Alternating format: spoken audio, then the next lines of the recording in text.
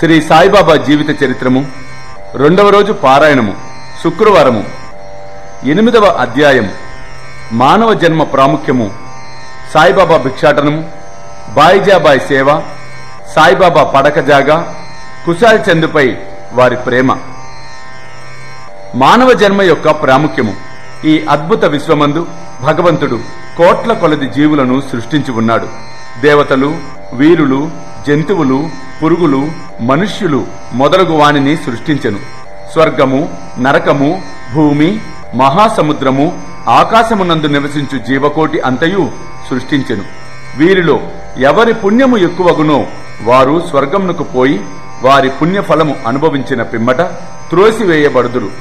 ఎవరి పాపము ఎక్కువగునో వారు నరకమునకు పోదురు. అచ్చట వారు పాపములకు తగినట్టు బాధలను పొందెదరు. పాపపుణ్యములు సమానమగునప్పుడు భూమిపై మానవులుగా జన్మించి మోక్ష సాధనకై అవకాశము పొందెదరు. వారి పాపపుణ్యములు నిష్క్రమించినప్పుడు వారికి మోక్షము కలుగును. 1000 ఏళ్ల మోక్షము గాని పుట్టుక గాని వారు చేసుకొనిన కర్మపై ఆధారపడి ఉండును. మానవ శరీరం యొక్క ప్రత్యేక విలువ. జీవకోటి అంతటికి ఆహారము, నిద్ర, భయము, సంభోగము సామాన్యము. మానవునికి ఇవి కాక ఇంకొక శక్తి గలదు, అదియే జ్ఞానం. దీని సహాయముననే మానవుడు భగవత్ సాక్షాత్కారమును పొందగలడు. ఇంకే జన్మయందును దీనికి అవకాశము లేదు. ఈ కారణము చేతనే దేవతలు కూడా మానవ జన్మను ఈర్ష్యతో చూచెదరు. వారు కూడా భూమిపై మానవ జన్మనెత్తి మోక్షమును సాధించవలను అని కోరెదరు. కొంతమంది మానవ జన్మము చాలా నీచమైనదనియు, చీము, రక్తము, మురికితో నిండి ఉండుననియు, తుదకు శిథిలమై రోగమునకు మరణమునకు కారణమగును అని అందురు. కొంతవరకు కూడా ఇది నిజమే. ఇన్ని లోటులున్నప్పటికీ మానవునకు జ్ఞానము సంపాదించు శక్తి కలదు. మానవ శరీరమును బట్టియే జన్మ అశాశ్వతమని గ్రహించుచున్నాము. ఈ ప్రపంచమంతయు మిథ్యయని విరక్తి పొందును. ఇంద్రియ సుఖములు అనిత్యములు, అశాశ్వతములు అని గ్రహించి నిత్యానిత్యములకు భేదము కనుగొని అనిత్యమును విసర్జించి తుదకు మోక్షమునకై మానవుడు సాధించును. శరీరము మురికితో నిండి ఉన్నదని నిరాకరించినచో మోక్షము సంపాదించు అవకాశము పోగొట్టుకొనెదము. శరీరమును ముద్దుగా పెంచి విషయ సుఖములకు మరగినచో నరకమునకు పోయేదము. మనము నడవవలసిన త్రోవ ఏదైనా శరీరము అశ్రద్ధ చేయకూడదు, దానిని ప్రేమించకూడదు. కావలసినంత జాగ్రత్త మాత్రమే తీసుకొనవలెను. గుర్రపు రౌతు తమ గమ్యస్థానము చేరు వరకు గుర్రమును ఎంత జాగ్రత్తతో చూచునో అంత జాగ్రత్త మాత్రమే తీసుకొనవలెను. ఈ శరీరమును మోక్షము సంపాదించుటకు గాని లేక ఆత్మ సాక్షాత్కారము కొరకు గాని వినియోగించవలెను. ఇదియే జీవుని పరమావధి అయి ఉండవలెను. భగవంతుడు అనేక జీవులను సృష్టించినప్పటికీ అతనికి సంతృష్టి కలుగలేదట. ఎందుకనగా భగవంతుని శక్తిని అవి గ్రహించలేకపోయినవి. అందుచేత ప్రత్యేకముగా మానవుని సృష్టించెను. వానికి జ్ఞానముచే ప్రత్యేక శక్తిని ఇచ్చెను. మానవుడు భగవంతుని లీలలను, అద్భుత కార్యములను, బుద్ధిని మెచ్చుకొనున్నప్పుడు భగవంతుడు మిక్కిలి సంతృష్టి చెంది ఆనందించెను. అందుచే మానవ జన్మ లభించుట గొప్ప అదృష్టము. బ్రాహ్మణ జన్మ పొందుట అంతకంటే మేలైనది. అన్నిటికంటే గొప్పది సాయిబాబా చరణార విందములపై సర్వస్వ శరణాగతి చేయు అవకాశము కలుగుట. మానవుడు యత్నించవలసినది. మానవ జన్మ విలువైనదనియు తుదకు మరణము తప్పదనియు గ్రహించి మానవుడు ఎల్లప్పుడూ జాగరూకుడై ఉండి జీవిత పరమావధిని సంపాదించుటకై యత్నించవలయను. ఏ మాత్రమును అశ్రద్ధ గాని ఆలస్యము గాని చేయరాదు. త్వరలో దానిని సంపాదించుటకు త్వరపడవలెను. భార్య చనిపోయిన వాడు 2వ భార్య కొరకు ఎంత ఆతురత పడునో, కోల్పోయిన యువరాజుకై చక్రవర్తి ఎంతగా వెదుక యత్నించునో, అట్లనే ఆత్మసాక్షాత్కారము పొందు వరకు రాత్రింబవళ్లు విసుగు విరామము లేక కృషి చేసి సంపాదించవలెను. బద్ధకమును, అలసత్వమును, కునుకుపాట్లను దూరమునర్చి రాత్రింబవళ్లు ఆత్మయందే ధ్యానము నిలుపవలెను. ఈ మాత్రము చేయలేనిచో మనము పశుప్రాయులము అగుదుము. నడువవలసిన మార్గము. మన ధ్యేయము త్వరలో ఫలించే మార్గమేదన వెంటనే భగవత్ సాక్షాత్కారము పొందిన సద్గురువు వద్దకు ఎగుట, మత సంబంధమైన ఉపన్యాసములు వినినప్పటికీ పొందనట్టిదియు, మత గ్రంథములు చదివినను తెలియనట్టిదియు ఆత్మ సాక్షాత్కారము సద్గురువుల సహవాసముచే సులభముగా పొందవచ్చును. నక్షత్రములన్నీ కలిసి ఇవ్వలేని వెలుతురు సూర్యుడెట్లు ఇవ్వగలుగుచున్నాడో అట్లనే మతోపన్యాసములు మత గ్రంథములు ఇవ్వలేని జ్ఞానమును సద్గురువు విప్పి చెప్పగలడు. వారి వైఖరి సంభాషణలే గుప్తముగా మనకు సలహానిచ్చును. క్షమ, నెమ్మది, వైరాగ్యము, దానము, ధర్మము, శరీరమును మనస్సును స్వాధీనమందుంచుకొనుట, అహంకారము లేకుండుట మొదలగు శుభ లక్షణములను వారు అనుసరించినప్పుడు వారి పావన జీవితము నుంచి భక్తులు నేర్చుకొందురు. ఇది భక్తుల మనములకు ప్రబోధము కలుగుచేసి పారమార్థికముగా ఉద్ధరించును. సాయిబాబా అట్టి యోగి పుంగవుడు, సద్గురువు. బాబా ఫకీర్ వలె నటించుచున్నప్పటికీ వారు ఎప్పుడునూ ఆత్మానుసంధానమునందే నిమగ్నులగుచుండిరి. దైవభక్తి గలవారిని, పవిత్రులను ఎల్లప్పుడూ ప్రేమించుచుండిరి. సుఖములకు ఉప్పొంగువారు కారు, కష్టముల వలన కృంగిపోవువారు కారు. రాజును దివాలా తీసిన వాడును బాబాకు సమానమే.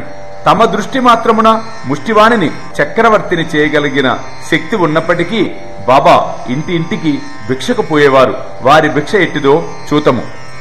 బాబా యొక్క భిక్షాటనము. సిరిడి జనులు పుణ్యాత్ములు. వారి ఇండ్ల ఎదుట బాబా భిక్షకుని వలె నిలిచి, అక్క రొట్టె ముక్క పెట్టమ్మా అనుచు దానిని అందుకొనుటకు చేయి చాచెడివారు. ఒక చేతిలో తంబిరేలు డొక్కు, ఇంకొక చేతితో గుడ్డజోలి పట్టుకుని పోవువారు. ప్రతిరోజు కొన్ని ఇండ్లకు మాత్రమే పోవువారు. పలుచని పదార్థములు, పులుసు, మజ్జిగ, కూరలు మొదలగునవి డొక్కులో పోసుకొనివారు. అన్నము, రొట్టెలు మొదలగునవి జోలలో వేయించుకునేవారు. బాబాకు రుచి అనున్నది లేదు. వారు నాలుకను స్వాధీనమందు ఉంచుకునేవారు. కావున అన్ని వస్తువులను డొక్కులోను జోలెలోనూ వేసుకునేవారు. అన్ని పదార్థములను ఒకేసారి కలిపి తిని సంతృష్టి చెందేవారు. పదార్థముల రుచి పాటించేవారు కాదు. వారి నాలుకకు రుచి అనున్నది లేనట్లే కాన్పించుచుండెను. బాబా సరిగా 12 గంటల వరకు భిక్ష చేసేవారు. బాబా భిక్షకు కాలపరిమితి లేకుండెను. ఒక్కొక్క దినమందు కొన్నిండ్లకు మాత్రమే పోయేవారు. సాధారణముగా 12 గంటల వరకు భిక్ష చేసేవారు. భిక్షలో దొరికిన పదార్థములన్నింటినీ ఒక మట్టి పాత్రలో వేసేవారు. దానిని కుక్కలు, పిల్లులు, కాకులు విచ్చలవిడిగా తినుచుండెడివి. వాటిని తరిమేవారు కాదు. మసీదును తుడిచి శుభ్రము చేయి స్త్రీ 10 నుంచి 12 రొట్టె ముక్కలను నిరాటంకముగా తీసుకుని చుండెడిది. కుక్కలను, పిల్లులను కలలో కూడా అడ్డు పెట్టేవారు కాదు. ఆకలి బాధతో ఉన్న మానవులకు భోజనము పెట్టుట మానుదురా. ఆయన జీవితము మిగుల పావనమైనది. మొదట సిరిడి ప్రజలు బాబాను పిచ్చి ఫకీర్ అని పిలిచేవారు. ఎవరైతే భోజనోపాధికై గ్రామములో రొట్టె ముక్కలపై ఆధారపడుదురో అట్టివారు గౌరవింపబడుదురా. వారి మనస్సు, చేయి ధారాళమైనవి. ధనాపేక్ష లేక దాక్షిణ్యము చూపువారు. బయటికి చంచలముగా సుస్థిరత్వము లేనివారుగా కాన్పించినను లోనవారు స్థిర మనస్సు గలవారు. వారి మార్గము తెలియరానిది. అంత చిన్న గ్రామంలో కూడా దయార్ద్ర హృదయములను, పవిత్రులను కొంతమంది బాబాను మహానుభావునిగా గుర్తించిరి. అట్టి వారి విషయం ఒకటి ఇచ్చట చెప్పుచున్నాను. బాయిజాబాయి గొప్ప సేవ. తాత్యాకోతే పాటిల్ తల్లి పేరు బాయిజాబాయి. ఆమె ప్రతిరోజు తలపై ఒక గంపలో రొట్టె, కూర పెట్టుకుని అడవిలో బాబా తపస్సు చేయుచున్న చోటికి పోయి బాబాకు భోజనము పెట్టుచుండెను. ఒక్కొక్కప్పుడు మైళ్ల కొలది ముండ్లు, పొదలు దాటి బాబాను వెదికి పట్టుకుని సాష్టాంగ నమస్కారము చేయుచుండెను. ఫకీర్ నెమ్మదిగా కదలక మెదలక ధ్యానము చేయుచుండువాడు. ఆమె బాబా ఎదుట విస్తరొకటి వేసి భోజన పదార్థములు, రొట్టె, కూర మొదలగునవి పెట్టి బాబాను బలవంతము చేసి తినిపించుచుండెను. ఆమె భక్తి, విశ్వాసములు చిత్రమైనవి. ప్రతిరోజు అడవిలో 12 గంటలకు మైళ్ల కొలది నడచి బాబాను వెతికి పట్టుకొని భోజనము చేయమని బలవంతము చేయుచుండెడిది. ఆమె సేవను బాబా మహాసమాధి అగునంత వరకు మరువలేదు. ఆమె సేవకు తగినట్లు ఆమె పుత్రుడగు తాత్యాకోతే పాటిల్కు బాబా రోజు ఒక్కింటికి 25 రూపాయలు కానుకగా ఇచ్చుచుండేవాడు. తల్లి కొడుకులకు బాబా సాక్షాత్ భగవంతుడు అనేది విశ్వాసము ఉండెను. బాబా ఫకీర్ పదవియే శాశ్వతమగు రాజత్వమనియు, లోకులనుకునే ధనము వట్టి బూటకమనియు చెప్పుచుండెను. కొన్ని సంవత్సరముల తదుపరి బాబా అడవులకు పోవుట మాని మసీదులోనే కూర్చుండి భోజనము చేయువారు. అప్పటి నుంచి పొలములో తిరుగు కష్టము బాయిజాబాయికి తప్పినది. 3 పడక స్థలము. యోగేశ్వరులు గొప్ప పుణ్యాత్ములు. వారి హృదయమందు వాసుదేవుడు నివసించును. వారి సహవాసము లభించు భక్తులు గొప్ప అదృష్టవంతులు. అట్టివారు ఇద్దరు తాత్యాకోతే పాటిల్, మహల్సాపతి. బాబా వారిని సమానముగా ప్రేమించువారు. ఈ ముగ్గురు మసీదులో తలలను తూర్పు, పడమర, ఉత్తరముల వైపు చేసి ఒకరి కాళ్ళు ఒకరికి మధ్య తగులునట్లు నిద్రించుచుండిరి. ప్రక్కలు పరుచుకొని వానిపై చతికిల పడి సగము రేయి వరకు ఏవో సంగతులు మాట్లాడుకొనుచుండిరి. అందులో ఎవరైనా పండుకొన్నట్లు కాన్పించినా తక్కిన వారు వారిని లేవగొట్టుచుండిరి. తాత్య పండుకొని గొరక పెట్టినచో బాబా వాణిని అటూ ఇటూ ఊపి వారి శిరస్సును గట్టిగా నొక్కుచుండెను. మహల్సాపతిని కౌగలించుకొని కాళ్లు నొక్కి వీపు తోమేవారు. ఈ విధముగా 14 సంవత్సరములు తాత్య తల్లిదండ్రులను విడచి బాబాపై ప్రేమచే మసీదులో పండుకొనెను. అవి మరపురాని సంతోష దినములు. బాబా ప్రేమ కటాక్షములు కొలువరానివి, ఇంతయని చెప్పుటకు వీలులేనివి. తండ్రి చనిపోయిన పిమ్మట తాత్య ఇంటి యజమాని అగుటచే ఇంటిలోనే నిద్రించుటకు ప్రారంభించెను. రహతా నివాసి కుశాల్ చంద్ సిరిడీలోని గణపతి కోతే పాటిల్ అనువానిని బాబా ప్రేమించువారు. అంతటి ప్రేమతోనే రహతా నివాసియగు చంద్రభాను సేఠ్ మార్వాడిని చూచుచుండెను.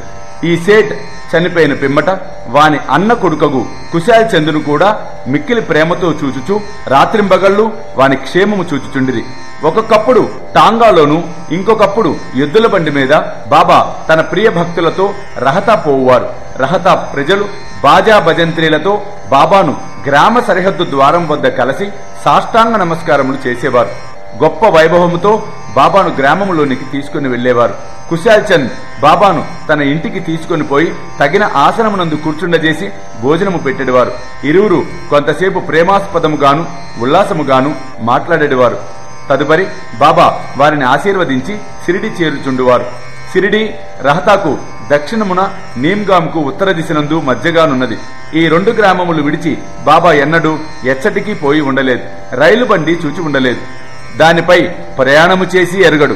కాని బండ్ల రాకపోకలు సరిగా తెలిసి ఉండేవారు. బాబా సెలవు పుచ్చుకొని వారి ఆజ్ఞానుసారము ప్రయాణం చేయువారులకు ఎటువంటి కష్టములు ఉండేవి కావు. బాబా ఆజ్ఞకు వ్యతిరేకముగా పోవువారు అనేక కష్టముల పాలగుచుండిరి. ఈ వృత్తాంతము ఇంకను ఇతర విషయములు వచ్చే అధ్యాయములో చెప్పెదను.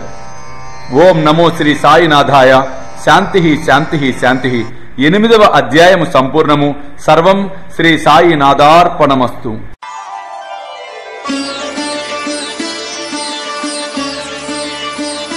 వేలాది మంది సాయి భక్తులు ఎదురు చూస్తూ ఉన్న ఘడియలు మరలా రాబోతూ ఉన్నాయి. స్వామీజీతో సిరిడి యాత్ర సెప్టెంబర్ 5 గురువారం నాడు బయలుదేరతాం. సెప్టెంబర్ 6, 7, 8 సిరిడిలో వేలాది మంది సాయి భక్తులతో ఈసారి ప్రపంచవ్యాప్తంగా ఉన్న సాయి భక్తులందరినీ కూడా మేము ఇన్వైట్ చేస్తున్నాం ఈ గొప్ప కార్యక్రమానికి.